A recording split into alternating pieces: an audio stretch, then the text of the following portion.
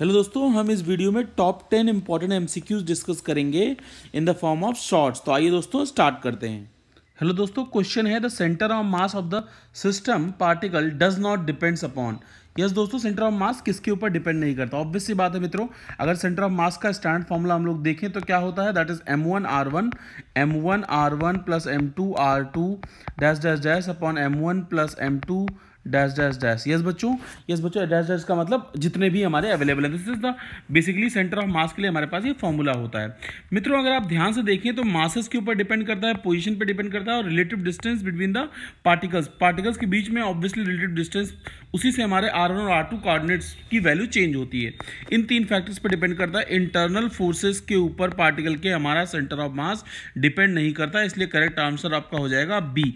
For more amazing MCQs channel subscribe कर ले, दोस्तों को शेयर कर लें, physics join Telegram channel join कर लें इन सभी क्वेश्चंस की पीडीएफ के लिए। थैंक यू दोस्तों। तो दोस्तों हमारे पास दो मासेस हैं, एक 1 kg का, अनदर वन इज 2 kg, जिनके कोऑर्डिनेट्स हमें गिवन है। हमें बताना है सेंटर ऑफ मास के कोऑर्डिनेट्स।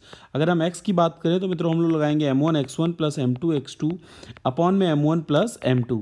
m1 x1 का मतलब यहाँ पे ये हो गया m1 is 1 minus 1 m2 plus m2 x2 that is 2 2। Yes, x1 is minus 1 x2 is 2 upon में m1 plus m2 is 3। After solving this is 10 by this is exactly आएगा 3/3 दैट इज 1। सिमिलरली मित्रों y सॉल्व करेंगे m1 y1 plus m2 y2 that इज 1 into 2 और solve करने के बाद हमें मिलेगा 10/3 that is option A will be correct. For more channel को सब्सक्राइब कर ले, दोस्तों को शेयर कर ले और physics join Telegram channel join कर ले इन सभी क्वेश्चंस की पीडीएफ के लिए। Thank you.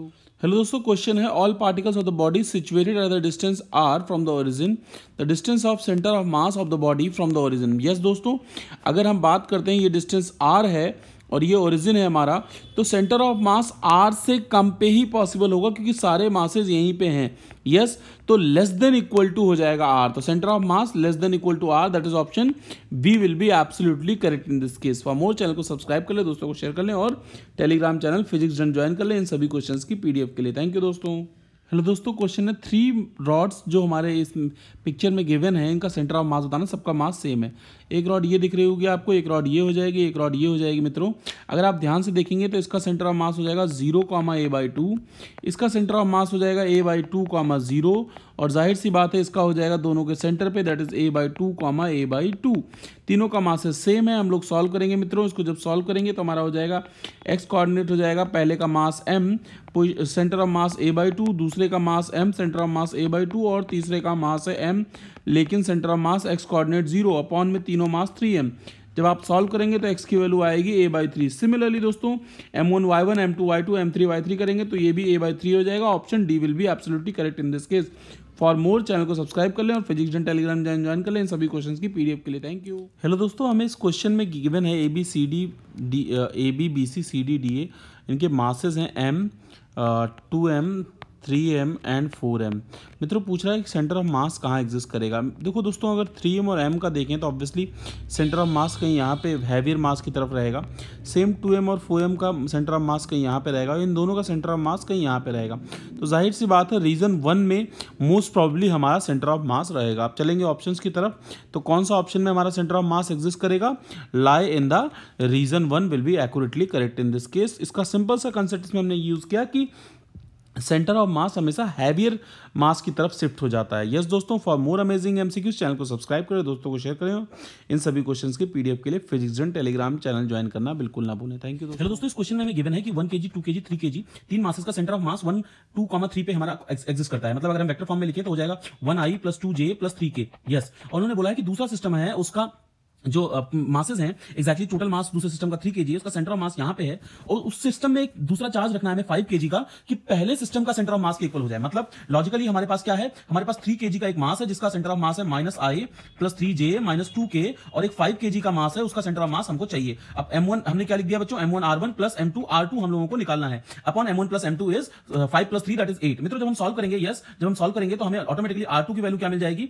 After solving this we will get the value of r2 as 11/5i plus 7/5j plus 6k. That is option which one? That is 11/5. Sorry, 11/5 plus 7/5, 6. That is ऐसा कोई option हमारे पास available नहीं है, इसलिए option D will be absolutely correct in this case. For more channel को subscribe कर लो, दोस्तों को शेयर कर लो, physics and Telegram channel join करना बिल्कुल ना भूलें. हेलो दोस्तों, क्वेश्चन है यूनिफॉर्म मेटल रॉड है, इसकी लेंथ 1 मीटर 90 डिग्री बेंड कर दिया 2 इक्वल आर्म्स में, सेंटर ऑफ मास पूछा है. मित्रों अगर हम ऐसी बात करें तो ऑब्वियस सी बात है 1/2 इधर आ जाएगा, 1/2 इधर आ जाएगा और दोनों तरफ का मास हम लोग मान लेते हैं m और m. यस, क्योंकि हमने 1 मीटर की रॉड को 2 टुकड़ों में डिवाइड कर दिया है. इसका सेंटर ऑफ मास कितना हो जाएगा? अगर इसको हम ओरिजिन मानते हैं 0,0 तो ये हो जाएगा 0,1/4. यस दोस्तों, और इसका कोऑर्डिनेट क्या हो जाएगा?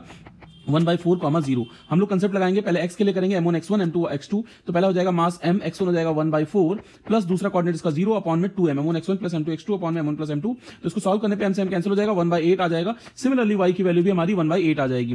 तो नेट अगर हम सॉल्व करेंगे तो 1/8 का होल स्क्वायर. यस, मतलब हमें r की वैल्यू चाहिए, मतलब इस पॉइंट पे कहीं चाहिए x और y का x square plus y square, that is 1/8 का स्क्वायर प्लस 1/8 का स्क्वायर, दैट विल बिकम 1/4√2. तो कहां हो जाएगा? On the bisector of the angle. Yes, बीचों बीच में रहेगा एंगल बाइसेक्टर के 1/4√2 from the vertex. That is option D will be correct in this case. For more channel को सब्सक्राइब करना ना भूलें. Thank you. हेलो दोस्तों, क्वेश्चन में हमारे पास कार्बन मोनोऑक्साइड है, मतलब एक कार्बन मॉलिक्यूल है दोस्तों और एक है ऑक्सीजन का, कार्बन मोनोऑक्साइड CO होता है, सॉरी. इनके बीच में डिस्टेंस है 1.2 10 की पावर -10 मीटर्स. हमसे पूछ रहा है डिस्टेंस ऑफ सेंटर ऑफ मास. मान लेते हैं मित्रों यहाँ पे सेंटर ऑफ मास है, यस COM यहाँ पे है, इससे कार्बन से डिस्टेंस x मान लेते हैं. तो ऑब्वियस सी बात है दिस डिस्टेंस इज 1.2 10 की पावर -x हो जाएगा. यस दोस्तों, दिस इज, तो हम लोग फॉर्मुला क्या लगाएंगे? m1r1 plus m2r2, where r1 is the position of पहला मास और R2 is the position of second mass. Carbon का मास होता है मित्रों 12, इसका पोजीशन हमने लिख लिया x, और मास ऑफ लाइक ऑक्सीजन कितना हो जाएगा 16, और इसका पोजीशन हो जाएगा 1.2 10 की power -10 x. After solving this we will get the value of x and the value of x is 0.69 10 की पावर -10. तो आप लोगों को ध्यान रखना है, हम लोगों को कंसेप्ट लगाना है m1r1 इक्वल टू m2r2. और r1 और r2 क्या है? r1 है पहले मास का पोजीशन सेंटर ऑफ मास से, और दूसरे मास का पोजीशन है r2 that is from the centre of मास. तो आपको सॉल्व करने के बाद option D will be correct in this case. For more channel को सब्सक्राइब करना ना भूलें और Telegram channel physics and join कर लें.